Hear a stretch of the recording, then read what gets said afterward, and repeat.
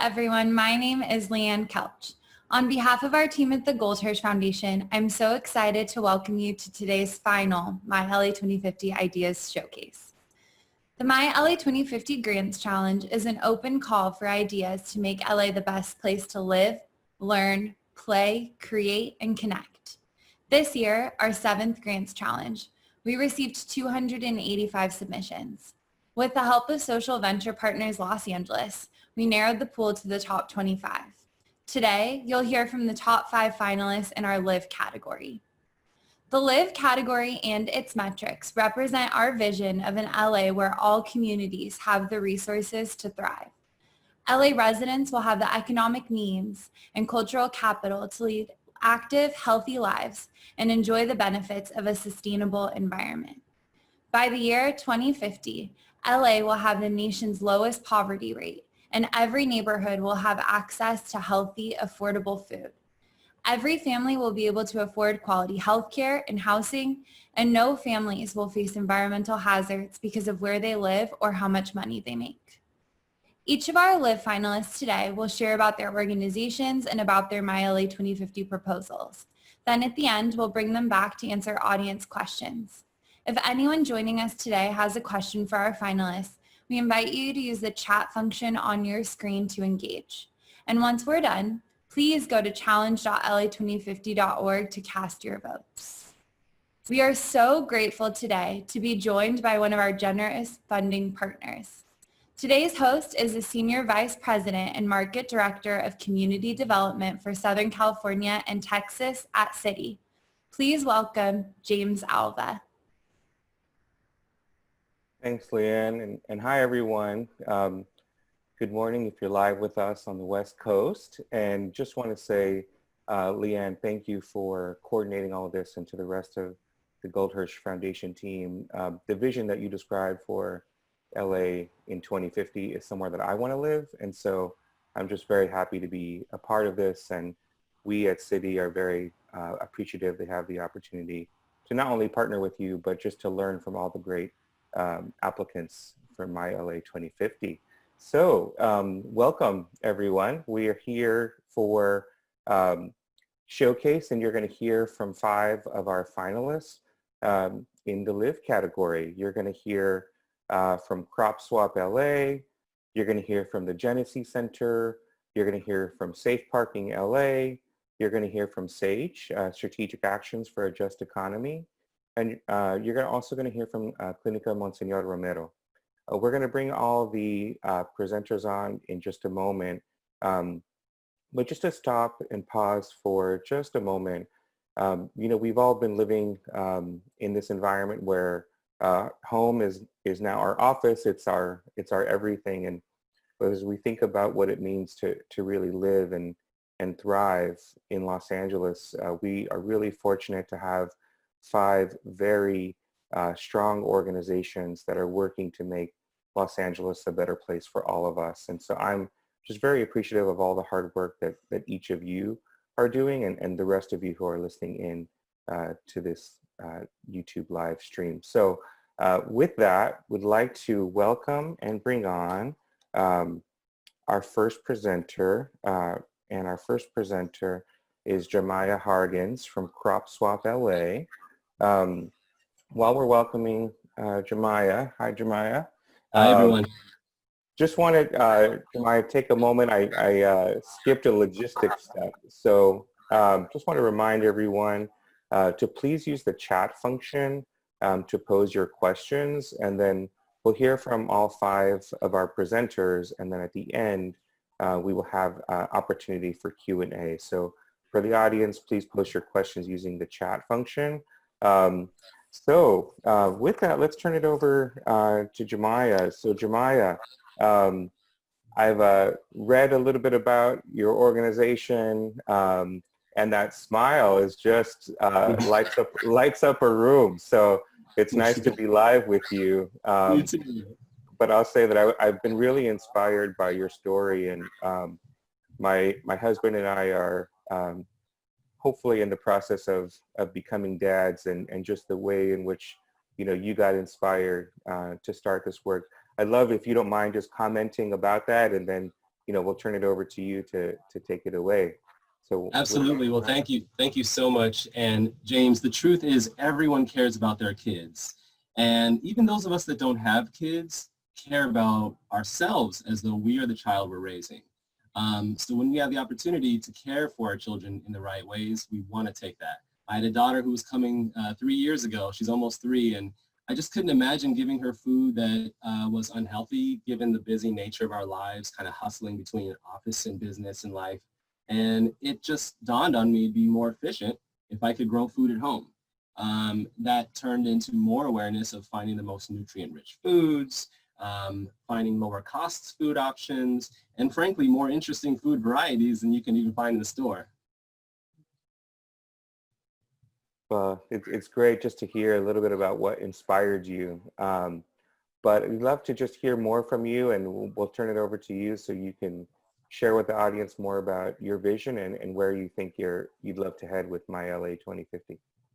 Thank you so much, and thank everyone who's helped us get here so far, especially the volunteers and those who have been working with us long-term for about 2 years now. We began as a backyard crop swap, getting gardeners nearby together to share their extra goodies. We've opened the West Adams Farmers Market, which is still operating even under COVID over at Western and Adams. And we've been giving away fruit that we picked from people's backyards, like their trees, to organizations that need them at the time, whether they're serving veterans, serving recently homeless folks, or serving folks who are single parents. So what we do is we've been finding opportunities to share food like CSA boxes with the community. But through My LA 2050, our goal is to convert front yards into high value and highly productive vegetable gardens. We have partnerships in line and staff ready to go to convert front yards into what we're calling excuse me, regenerative organic. And that is the idea that we're going to take the land and make it better as we create food. It'll taste better, it'll be more affordable. And what we're doing is we're going to share a portion of what we earn in the market with the residents that we agree to work with. So they'll earn a portion of money every month and every year based on what we're selling the food for. So not only does it create a high nutrient dense locally sourced food, it creates locally sourced jobs and green jobs training for folks nearby. It also creates an opportunity for resilience against the economic winds that we all face, and that is oftentimes in the form of gentrification. It could be in the form of rising food costs or in the form of other political or social oppression. And by having residents with a new form of income through this method, it creates a sustainable relationship that CropSwap LA can have with them and our partners on the other end. So we're really excited right now as finalists. We can do one garden. We're really excited about that to sustain it for a whole year. But you know that if you vote for us and if we were able to get $100,000, we'll be able to do 15 gardens. And on 15 gardens, we have the street selected already in our minds. We're ready to talk to folks. We imagine that this creates a new world where you can walk up and down the street holding hands with your lovers and smelling the new scents and butterflies, bees buzzing around, the love and nature and songs that come with it. We imagine that we'll be able to sell food that's locally sourced and delicious, those that are indigenous varieties, seeds that are not GMOs, food that is not tainted with pesticides. None of that needs to be in your diet or on your plate. So we're really excited to have your support. We believe this is a movement. We're not ending here. We're doing other activities in the background as well. LA 2050 is one of our sources of getting action happening, and you yourselves as voters are the second. So thank you so much.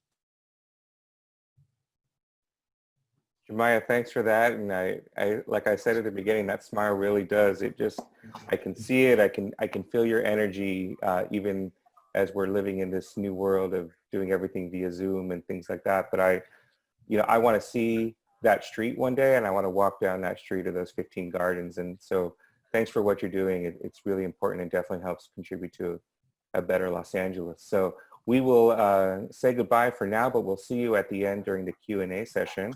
Thank you. Thanks, Jemiah. And with that, I would love to welcome Dr. Angela Parker from the Genesee Center to come on with us. Good morning. Hi, Good morning. Angela. Great to Hi. see you. Thank you. So I was doing a little bit of research, and I was reading about Genesee and then watching some videos. And then all of a sudden there's somebody who was a very familiar face who I saw advocating for Genesee Center. So before you go into your pitch, would you just mind sharing with us a little bit about the wonderful Miss Halle Berry and how she became such a big fan of Genesee? Sure, it'd be my pleasure. So nearly, I think 20 years ago, Ms. Berry was looking for an organization to support, and it was our luck that she chose Genesee Center. She has a real heart for women and for children and for really transforming communities. And it was really kind of a perfect match because, you know, a lot of celebrities, they just want to lend their names to organizations and they don't really want to do the work. And she was someone who really literally came in and rolled up her sleeves and came in and painted and interacted with the clients and just really connected to what it is that we're doing. I don't think that we could have even like created in our imagination a better ambassador who really gets what it is that we're trying to do, which is not just to provide shelter, because that's only part of what Genesee does, but really to be a transformative organization in our community in which we ensure that people have peace in their own homes. Yeah, it's great to see, and it's great to see people with power using it for really something good. And the work that you all are doing there is fantastic. And in some ways, it's unfortunate that it's needed, but it's needed nonetheless. And so, with that, we'd just love for you to share with us a little bit more about your vision, and we'll turn it over to you. Well, great. First of all, thank you so much for having me and for giving me the opportunity to talk about an organization that heals families and connects communities. Genesee Center was founded to create a way out of no way. 40 years ago, 5 Black women who really understood that domestic violence was slowly destroying their communities came together to give Black women not only a safe haven, but a chance to live the life that they had always dreamed of. Chances are you know someone who is a victim of domestic violence. Statistics show that 1 in 3 women and 1 in 7 men have experienced some type of abuse. And while domestic violence has devastating effects on everyone who experiences it, our clients tend to have unique needs. South LA, in which we are located, has one of the highest incident reports of domestic violence. In fact, as an organization, we directly impact about 1,900 clients and families per year through our residential and drop-in services, and about 2,500 community members through our outreach and education efforts, and that's actually on the low end. Genesee has always been a trailblazing organization. We're the oldest domestic violence intervention program in South LA. We were founded by Black women to service Black women. We accept male clients. We also house teenage boys. Many organizations have a cutoff at the age of like 10 or 12, but we know even if your son is like 6'5", you're not gonna leave him in a dangerous situation. We are also able to house large families. Many of our clients will come to us with children, 5 children, 7 children, and a lot of shelters cannot house them. We can. And to that end, the majority of our clients are actually children. So we understood very early on that children were equal victims of domestic violence, and that we had an opportunity to reach them now while they were in our shelter so that they did not grow up to be in domestic violence relationships or to become abusers themselves. Now, families can stay with us for up to 2 years, and that allows us to provide them with programs and services that go beyond shelter walls. And so one of the things that we do is that we help our families overcome barriers in access to services through mental health classes, vocational education, anger management, we are able to ensure that our clients have free legal services and that they have a pathway to affordable housing. In fact, 75% of our clients who complete our program report that they can create a stable life for themselves and their families. They feel that they have the life skills that they need to live on their own, and most importantly, not to return to a domestic violence relationship, and 95% of them have achieved permanent housing. But make no mistake, as life-changing as our shelters are, our programs, we have no desire to build more shelters. So while we understand that domestic violence will always be with us, we do a lot of prevention work, particularly with youth, that ensure that they never get to the point where they have to come to shelter because they were educated on how to recognize toxic relationships and they learned what they needed to not get that. And so we're asking everyone to please vote for Genesee Center and to please help us stand in the gap of a community that has historically not had the chance to break the generational cycles of poverty, violence, and neglect. Thank you.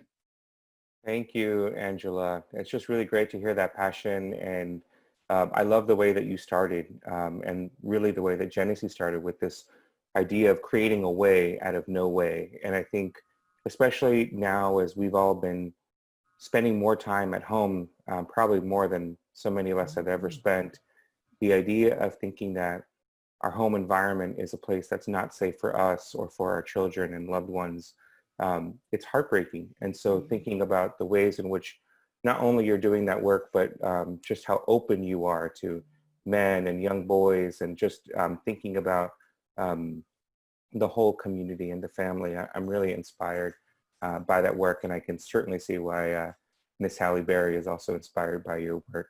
Well, thank you so much. Yes, so thank you. So we'll see you in just a little bit during the Q&A session. So thank you. And with that, would like to welcome Emily Cantrim from Safe Parking LA. Welcome, Emily. So Emily, you may not recall this, but I believe we met actually a few years ago outside of City Hall. We were in line, we were at some event, and you started telling me about your organization and what you were doing, and we were talking about homelessness and this idea of taking parking lots and providing a safe place for people who have fallen into hard times, fallen into hopefully what was a temporary state of homelessness, but just needed a place. I remember that conversation distinctly. You may not remember it because I'm sure you talked to a lot of people, but I certainly remember it. So I was really excited to see you as one of our 5 finalists in this category. But with that, we'd just love to turn it over to you and tell us what you've been up to and where you see things going forward. Sure. Well, thank you so much. That definitely does sound like me somewhere at City Hall talking about publicly owned space and how we really need to activate everything for this moment that we've been in, but maybe not acknowledged, and the severity that we need to acknowledge it. Thank you so much, James, and thank you to LA2050 and the team at Social Venture Partners LA. So at its core, the concept of safe parking is that there is a place to park and sleep in your vehicle overnight. It's acknowledging that, acknowledging and providing sanitation and safety as basic needs, and crucially connecting to services to resolve the housing crisis for that person. So if that's the concept of safe parking, what's Safe Parking LA? Safe Parking LA was founded 3 years ago. There were only 10 safe parking spaces across the entire county. So that means only 10 vehicles could be enrolled in the program at any given time. And there was no identified pathway to create more. Safe Parking LA, in launching as a direct service provider, we also really advocated for the concept of safe parking, and demystifying it for our stakeholders and for other service providers became a major goal of ours. Now safe parking as a concept is funded publicly, annually, through city and county funding, and is now a recognized way to address homelessness in Los Angeles. The first night that an Angelino becomes homeless, they will sleep in their vehicle if they have one. And it's important for anyone falling into homelessness to know that there is a safe and legal way to stabilize and connect to services, and what that means for them in their neighborhood and how that is relevant to their Los Angeles experience. Emphasizing early stabilization is an important aspect of addressing homelessness and supporting and protecting people and preventing them from losing their vehicle and becoming homeless on the street. So your vote for Safe Parking LA helps to launch a comprehensive neighbor-to-neighbor volunteer program, and that will harness the existing structure that the City of Los Angeles, the neighborhood council system, and the grassroots nature of community coalitions already have. This Neighbors for Home initiative builds off of the work started by some of our very first Safe Parking LA volunteers who are our founders. Your vote helps Safe Parking LA build a community with volunteers and Safe Parking clients, even at a time when the coronavirus pandemic really limits our ability to work in traditional ways. We've always been innovative and nimble, and certainly right now is a time that we have the ability to rise to the occasion. So we've done the work to show that Safe Parking addresses homelessness in your neighborhood, and now let's build that community embrace across LA with Neighbors for Home.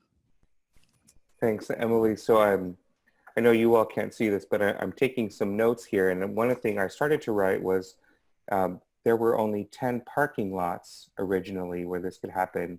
And then I crossed out the word lots and wrote spaces. It's amazing to think about, given the challenges that we're having here in Los Angeles with homelessness, you know, what we started with and where we're at now, and where we can head, you know, with you all leading us in that direction. So really appreciate your work on behalf of the many people who have fallen on hard times and need that safe place. And it's a resource that we have available to us. So thank you for all you do and that great work. We will see you in just a little while during the Q&A session. So thank you. Emily, great to hear from you. And with that, we'd like to welcome Maria Patino Gutierrez. Maria, there you are. So Maria is with Strategic Actions for a Just Economy, or SAGE, SAGEC in Spanish. Maria has a great photo backdrop, and you can see some of the work that she's been doing. Tener un techo es un derecho. Or housing is a human right. Housing is a human right. So not only, Maria, I just did a little quick search and found that not only are you sharing your knowledge and your work here locally, but I also understand that you have been able to share that in a more global perspective with a recent trip to Japan. Any quick comment you can share on that? Actually, yes. So about a year ago exactly, I had the opportunity to travel with as well, so as a SAGE member, to Japan with a delegation with the No Olympics organization, or organizing team, because it was a year to the date of when the Olympics were supposed to be, which is, I believe, this week. And specifically because SAGE, we're located in South LA, about a couple blocks away from the Coliseum, and we have seen the impacts of plans such as for the Olympics, of developments that are arising or that are with the intention to support or to be intended for tourists. So while yes, we understand a lot of people enjoy sports, people are fanatics of teams, and it brings a lot of pride in our cities. We also have to understand that developments and intended for tourism also affects in the long term. And there's a lot of history about the 1984 Olympics, how it affected LA City. So I had a really great opportunity to network with people over there to meet, and we actually were able to meet people from Korea as well who shared their. Well, it's great to just hear what you're doing on not only a local but a global stage, and we'd love to hear more about what you're doing here locally in LA. So why don't we turn it over to you to give us more information and tell us more about your vision. Yes. Okay. So while physical spaces are closed, it's more important than ever for us to create tools for families and tenants living in the approximately 1.9 million rental units in LA County to learn about the emergency protections enacted and to enforce their rights from the comfort of their homes. Accessible multilingual online resources are essential to making critical services available to the people who need them the most. In rapid response to the current crisis, SAGE has adapted to hosting Facebook Live webinars two times a week, English and Spanish, since the day the stay-at-home orders began. To this day, our over 40 webinars have reached a total of 18,000 tenants, and we have also supported over 230 tenants through our one-on-one case management and leadership development just in the past 3-4 months. SAGE currently has a hotline Tuesdays 4 to 7 and Thursdays 10 to 1, so call us 213-745-9961 to learn about your rights, and you can always leave us a voicemail. So as a way to support and inform tenants during the newly enacted emergency protections, on April 1st, SAGE and justfix.nyc launched norent.org, an online tool accessible via sage.net/norent, which has helped over 350 tenants throughout LA County protect themselves from unlawful detainers. Sorry, I lost due to unlawful evictions due to inability to pay rent by supporting tenants in writing and sending an online letter to their landlord. Notification to a landlord of the inability to pay rent during the pandemic is the first step for tenants to be able to protect themselves against an eviction. Additionally, our partners at justfix.nyc launched the national norent.org website, which has produced over 1,500 letters by tenants who are unable to pay rent due to loss of income nationwide.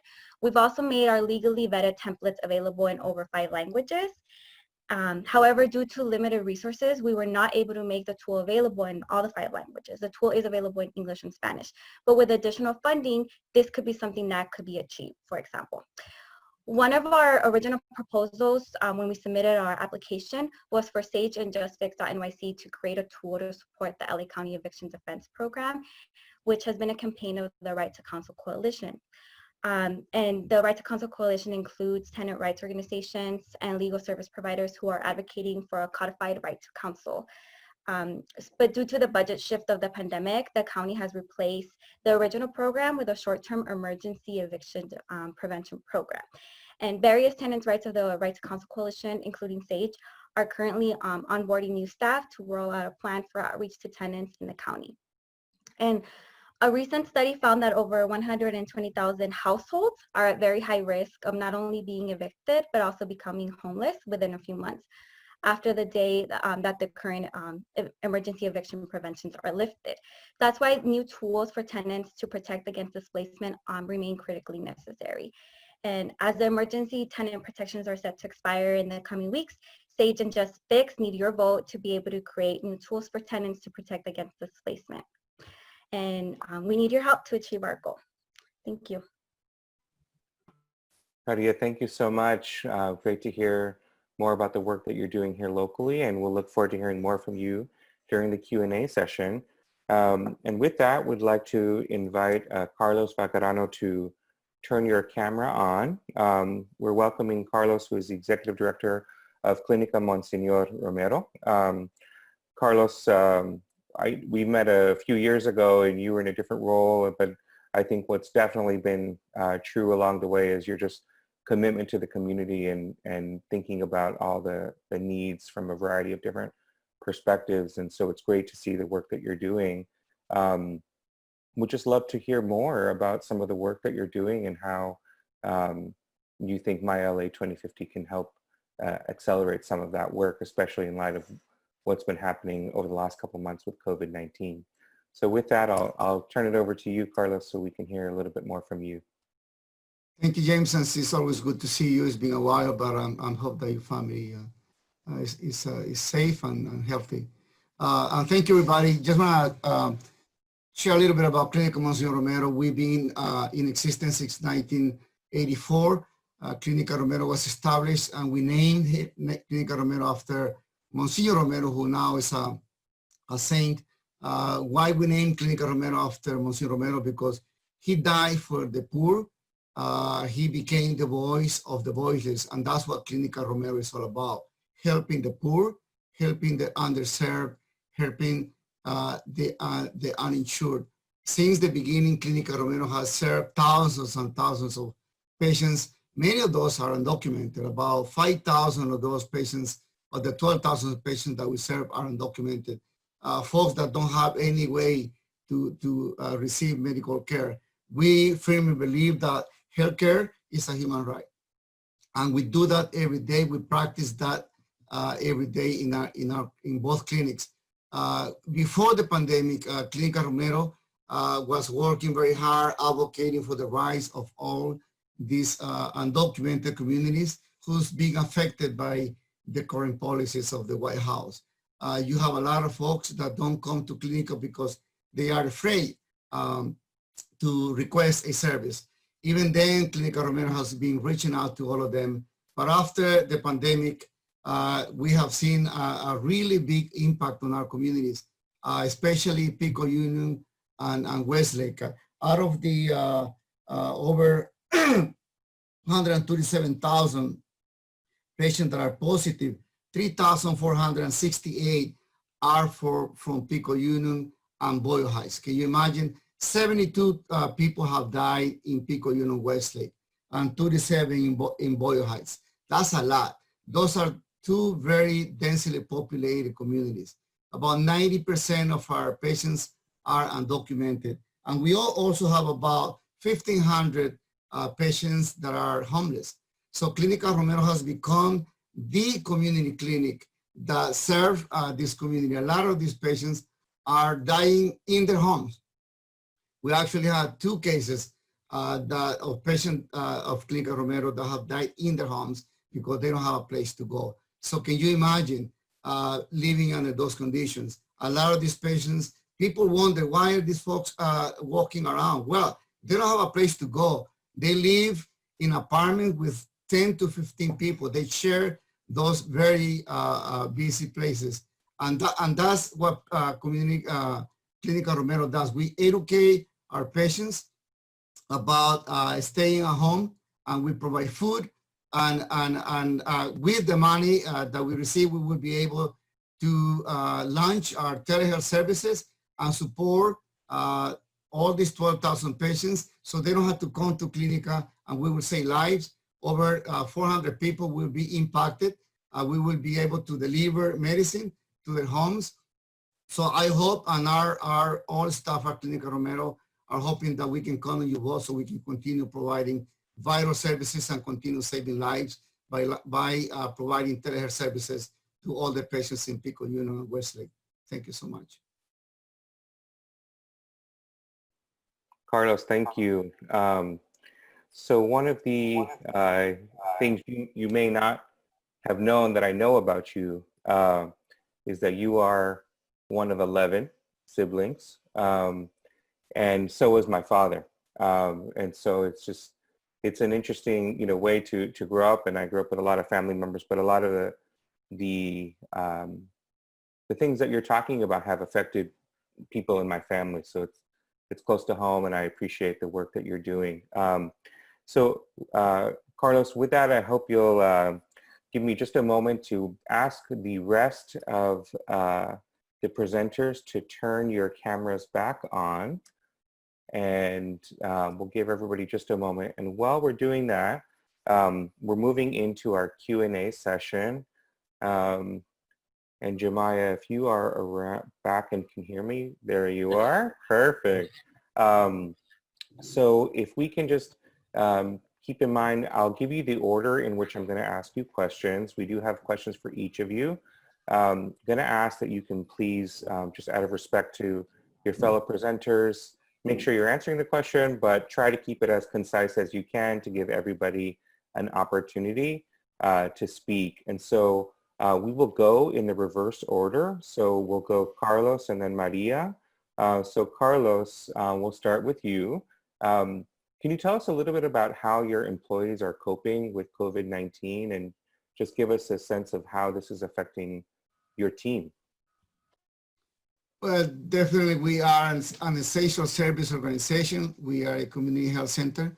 So can you imagine, we just gotta be there. So there is a lot of anxiety, a lot of stress. Even with some of us that are working from home, I'm very happy and blessed that I have the opportunity work from home when I have to go and to both sides and check and talk to my colleagues, I can see how afraid they are every day. I just can share with you that at the beginning of the pandemic, one of the big challenges that we faced was PPE. We didn't have enough protection. And that's, even for us, for our team. And then we were getting a lot of requests for testing, and we just couldn't do it because we were not equipped. And that was the challenge that a lot of community clinics and hospitals were having. So every day we get, patients come to our clinic, we do the testing, and there's always one or two who get positive. Pico, Westlake, and Boyle Heights are one of the two most affected communities in Los Angeles. I shared the numbers with you. About 72 people have died in Pico, West. It's a very densely popular area. That's a lot. That's so big because a lot of our patients and some of our employees live there. So can you imagine they have to take the bus? And even just coming to Clinica Romero, they are afraid. And I think that's the life that we have to go through every day. So the services that we will provide through telehealth is so vital because people don't have to come to Clinica Romero. It's with a simple phone call or a video appointment, we can serve and save lives. So I'm hoping that we can count on the votes of Angelinos to support Clinica Romero.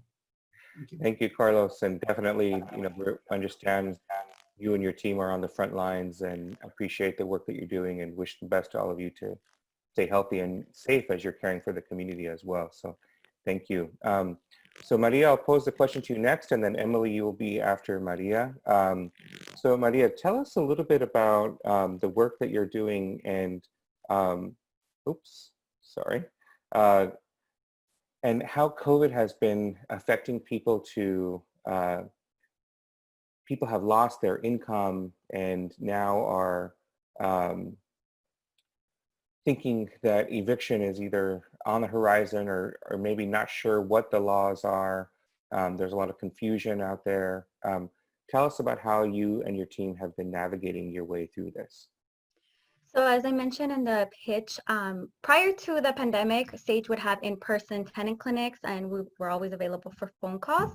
But now we had to, switch it to mostly Facebook Live because a lot of people use Facebook, a lot of the tenants that we work with, as well as Zoom meetings. So we were also doing classroom presentations, so getting in touch with the schools in the districts or in the communities that we work with.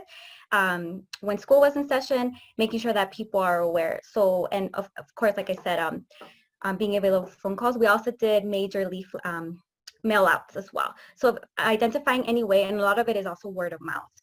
So again, like I said, if you know anybody who needs any resources, don't hesitate to contact Sage. Thank you. Mm-hmm. Thank you, Maria. Wish you and the Sage team all the best, as well as you're doing such great work to help the community. And thank you for that. So Emily, we'll turn over to you. A lot of your work has focused on working with neighborhood councils. Really interesting strategy, and maybe not one that everyone else would have taken, but it seems to be working for you. So can you tell us a little bit about, with all the neighborhood councils in the city, how have you gone about selecting the councils that you've been working with? Well, first of all, it's really great to be in such wonderful company and so appreciate the work that everyone in this group is doing. Neighborhood councils is just a sort of we have so many of them. They are literally geographically bound, but we also know all of the sort of the laws and the governing structure that works in the city of LA. And so since safe parking programs, how we were envisioning them, were really going to exist in the city of Los Angeles at first, sort of partially doing education generally and to get people to think in their neighborhood, how do we address homelessness here? It is not about people somewhere else who aren't our neighbors. It is literally our neighbors. It is where we live. It is all the people we care about. And it's trying to embed all of those things in every single neighborhood. And so using the structure of the neighborhood council system, there are now 99 neighborhood councils across the city of LA. And then again with coalitions is just reinforcing what do our neighborhoods look like? Who do they serve? Do they serve us? Do we see each other in our neighborhoods? And so it became a really great pipeline, anything from word of mouth to literally having those conversations in a neighborhood council setting, and having people then call us and say, I was at that neighborhood council meeting. It's been 6 weeks. I have since become homeless. I'm living in my vehicle. Can I come to safe parking? That has happened in many, many neighborhood council settings. So it's also really making sure that people know there's something for them literally in their own neighborhood. Now, there aren't 99 safe parking programs across the city, but it is really going to be important to make sure that we get that word out there. There's a way to address homelessness in your neighborhood, and we need to do it. Thank you, Emily. Well, I'm going to move us along to Dr. Angela Parker from Genesee, and the work that you're doing to help survivors of domestic violence is already complex enough in a non-COVID environment. Can you talk to us a little bit about how overlaying the effects of COVID are affecting the work that you're doing and how you're able to do that in this current environment? Yeah, so as you can imagine, we're actually not able, of course, to close our shelters because that's where our families live. And a lot of our staff are essential workers. And so one of the things that we have been trying to do, in addition to making sure that the shelters are safe places, you know, that we're taking temperatures, you know, wiping everything down, making sure they're doing telehealth with their doctors, is we're moving everything online as much as possible, utilizing technology and Zoom so that they can still program with their case managers, do their classes, get all their legal advice, still be able to, you know, see their mental health counselors. Also, I know you guys have been hearing the statistics. The amount of people in need of services has actually increased because of COVID. So as a result, we've had to actually increase the number of hotlines, and we have made relationships with hotels where we are able to house clients there safely and to offer them the types of services that they need. And so it's just basically us doing more of what it is that we do in a way that could kind of ensure, you know, that people are safe and stay as healthy as possible. Really encouraging to see you embracing what we're going through and figuring out how to still make it work for the community and adapting. So thank you for that. And last but not least, Jemiah Hargens, Crop Swap LA. So earlier we talked about some of the work that you're doing and the vision for having this street with 15 gardens. Tell us a little bit about how are you going to go about selecting the street or those 15 families? Give us some insights into that. Absolutely. So at the core of what we want to do is create an economic transition. That is, we work with low-income families to create an economic opportunity that did not exist beforehand. We operate as a social enterprise. We partner with nonprofits, and we have a fiscal sponsor. So our goal is to create economic value where it didn't exist before, use resources that weren't combined before. I want to really highlight on this COVID question because, in truth, COVID has created two new things for Crop Swap LA. One is it's accentuated the need for better high-quality nutrient food locally. And secondly, it's created the urgency for it to happen right now. If it's okay with you, I'm going to briefly share my screen and show everyone the need and the urgency that I saw during COVID. You walk into the grocery store and it's an empty shelf. It's terrifying. And the urgency towards something we could create on the right side.